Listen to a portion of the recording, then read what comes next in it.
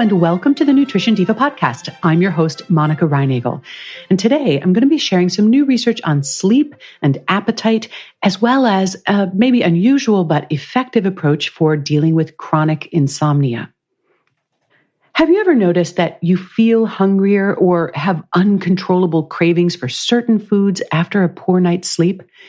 It's not just your imagination. Studies have shown that even a single night of sleep deprivation changes the levels of our hunger and our appetite hormones, leading to increased hunger. And it also affects the way that your brain's motivation centers respond to the sight or even just the thought of food. Essentially, when you are under-rested, both your body and your brain are sending strong signals that drive you, to the drive-thru. Those extra calories can easily lead to weight gain, and that would seem to explain the well-documented connection between undersleeping and being overweight. Undersleeping is also associated with an increased risk of heart disease and type 2 diabetes. There is some good news here, though. Researchers from the University of Cape Town in South Africa recently analyzed results from 7 different studies that used various methods to increase sleep duration. And they found that when people got more sleep, they were less hungry during the day. And even better, they experienced a reduced desire for sweet and salty foods. So perhaps this is the motivation that you need to finally get serious about improving your sleep habits. But how? Well, the first step involves a set of practices that are collectively referred to as sleep hygiene.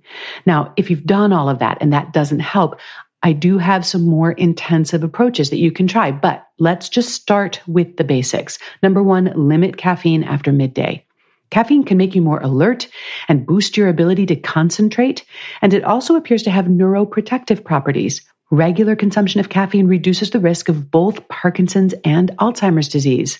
But because it is a stimulant, it can interfere with your sleep.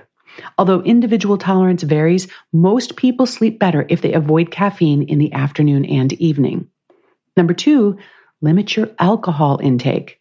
Although a couple of drinks may make you feel drowsy and even make it a little bit easier to drop off to sleep, alcohol actually interferes with your sleep quality. You may wake up in the middle of the night or sleep less deeply. If you're having trouble sleeping through the night, try cutting back on alcohol in general and not consuming it within 3 hours of bedtime. In other words, enjoy that glass of wine with dinner and then put the bottle away for the evening.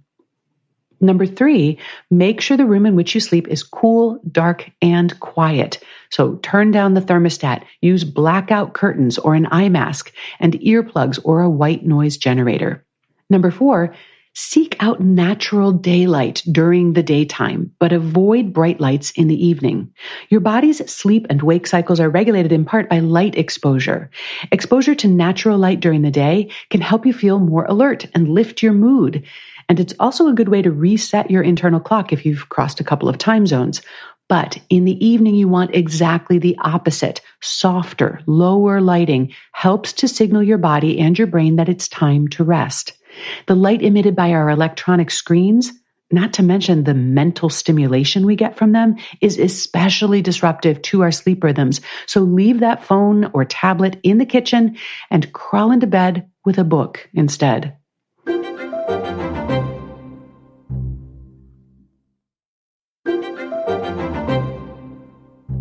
Number 5, exercise regularly. Even a little bit helps.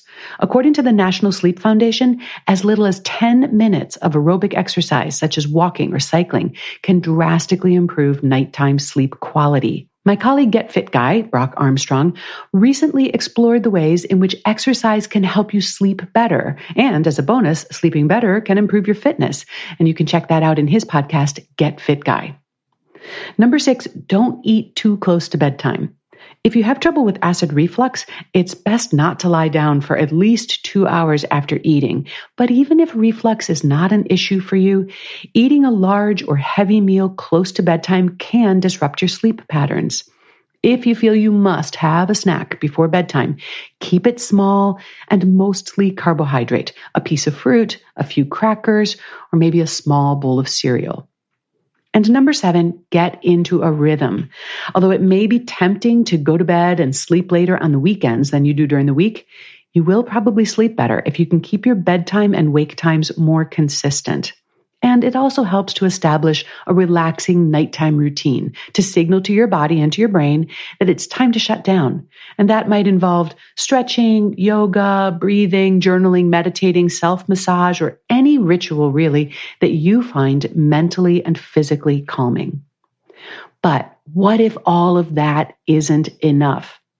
Researchers writing in the journal Worldviews in Evidence-Based Nursing recently compared the effectiveness of several different treatments for chronic insomnia.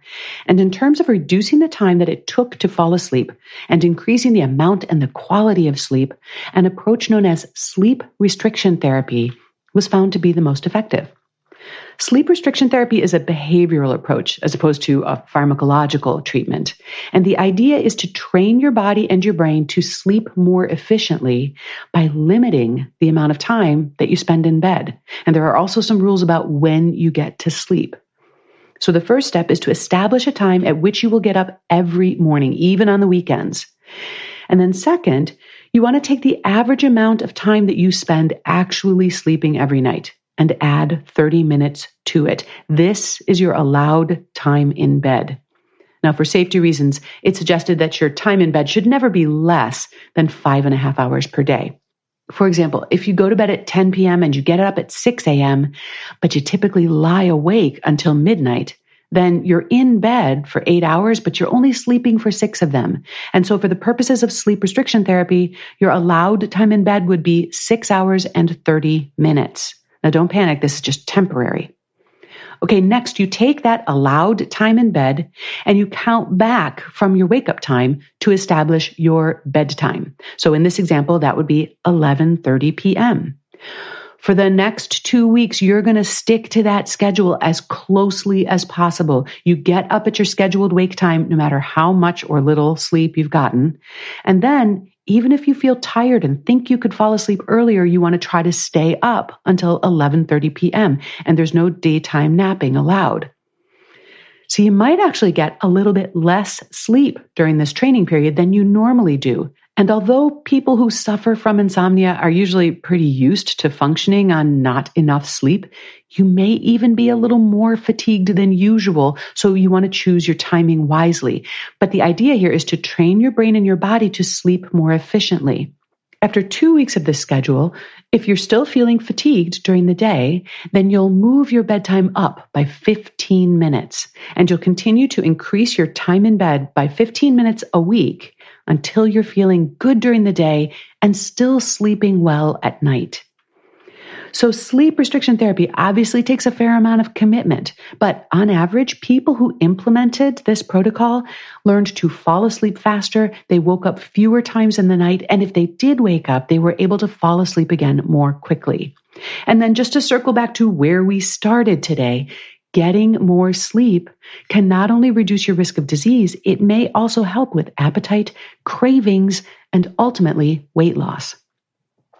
Have you tried sleep restriction therapy? I'd love to hear how it worked for you. You can share your experience and your thoughts with me and other Nutrition Diva podcast listeners on the Nutrition Diva Facebook page. Just go to facebook.com/Nutrition Diva. Now, I'm working on another interesting topic for next week's podcast. I'm going to be looking at the evidence for the so-called GAPS diet. This is a protocol that's been suggested as a natural treatment for conditions that affect the brain, such as autism. So be sure you're subscribed to the Nutrition Diva podcast so you don't miss that. You'll find a transcript of today's show and the entire Nutrition Diva archives on our website at quickanddirtytips.com, and you'll find me on my blog at nutritionovereasy.com. The Nutrition Diva Show is produced by Nathan Sems, edited by Karen Hertzberg, and our wonderful team at Macmillan Audio also includes Morgan Ratner, Emily Miller, Michaela Prell, Michelle Margulis, and Kathy Doyle. Thanks so much for listening. Have a great week.